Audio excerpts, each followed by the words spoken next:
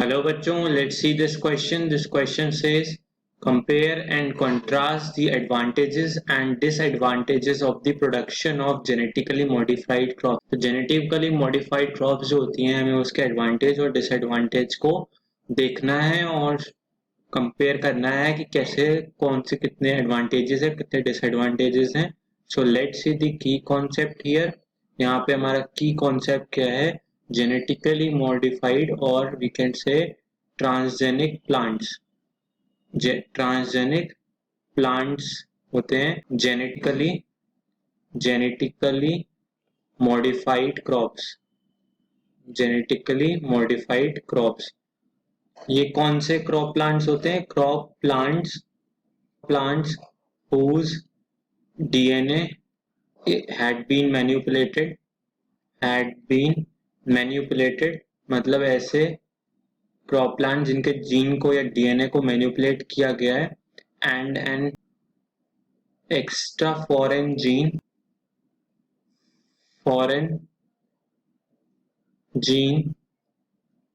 Have been introduced and expressed. तो ऐसे plants को ट्रांसजेनिक प्लांट्स कहते हैं और उनमें भी जेनेटिकली मॉडिफाइड क्रॉप. तो हमारे जो एडवांटेजेस हैं advantages of GM crops genetically modified crops के हमारे एडवांटेज क्या है? फर्स्ट है more tolerance to biotic and abiotic stresses to abiotic and biotic stresses जैसे कि कोल्ड हो गया cold, then we have drought, then we have salt, extra salinity हो गई या हीट कंडीशन बढ़ गई या न्यूट्रिशन की कमी हो गई या बढ़ गया न्यूट्रिशन, है ना, या फिर हॉर्मोन्स. सो इन सब से क्या होता है? There is more tolerance to it. Then उसके बाद second is pest resistant crops. कैसी बनती हैं? Pest resistant crops. तो पेस्ट रेजिस्टेंट क्रॉप्स में क्या होता है? There is resistance to pest. जो पर्टिकुलर क्रॉप के पेस्ट होंगे हर के इंडिविजुअल उनके रेजिस्ट करता है. देयर बाई उससे क्या होता है? Less dependence on. किस पे डिपेंडेंस हमें कम रहनी पड़ेगी? केमिकल पेस्टिसाइड्स पे कम डिपेंडेंट रहना होगा. So this is our two advantages. और हमारे और एडवांटेज देख लेते हैं. Third is fertility of soil की फर्टिलिटी क्या हो गई है? बढ़ गई है जीएम क्रॉप्स के यूज से. And with the efficient usage of minerals. मतलब जो सॉइल में मिनरल्स प्रेजेंट होते हैं वो इफेक्टिवली यूटिलाइज हो रहे हैं and prevents early exhaustion of mineral nutrients in soil. जो सॉइल के मिनरल न्यूट्रिएंट्स होते हैं वो जल्दी ना खत्म हो जाए, उनका इफेक्टिव यूज होता है. तो इसलिए उसकी क्या है? सॉइल की फर्टिलिटी मेंटेन्ड है. That is our advantage because of the GM crops. हमारा एडवांटेज क्या है? Nutritional value of food is enhanced. मतलब अगर हम ट्रांसजेनिक क्रॉप्स बनाते हैं, transgenic plants is enhanced. Example है जैसे एग्जाम्पल कैसा है हमारा? Vitamin A enrich rice. इसका हमारा एग्जाम्पल है गोल्डन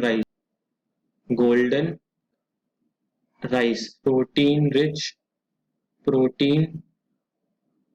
रिच वेजिटेबल्स. ये कैसी वेजिटेबल्स हैं? Protein rich vegetables like spinach या ब्रोकली. एक्सेट्रा। सो ये सारी होती हैं। इसके साथ साथ हमारे साथ क्या होता है, in addition to these, in addition to these हमें क्या मिल रहा है, GM has been used, genetic modification has been used to create special plants. कैसे plants? Special plants to supply resources to industries, to supply resources जिनके alternatives हैं, resources के alternatives to industries. कैसे resources दे रहा है industries को? Like we have starch के form में, starches, fuels के form में, alternative fuels के form में, and pharmaceuticals. So these were the few advantages of the GM crops. Now हम लोग अब देखते हैं few disadvantages of GM crops. GM crops are, पहला है development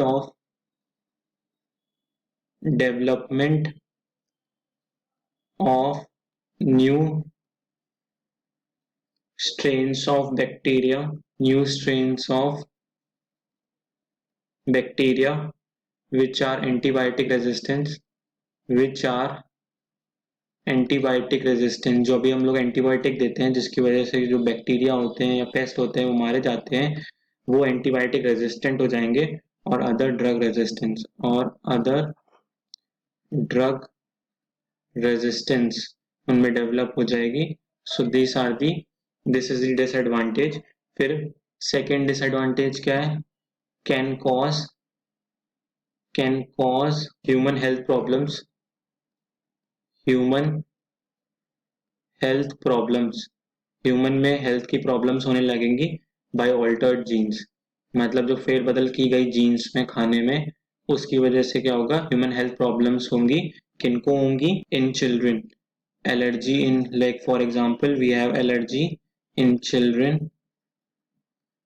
देन उसके बाद थर्ड डिसएडवांटेज होता है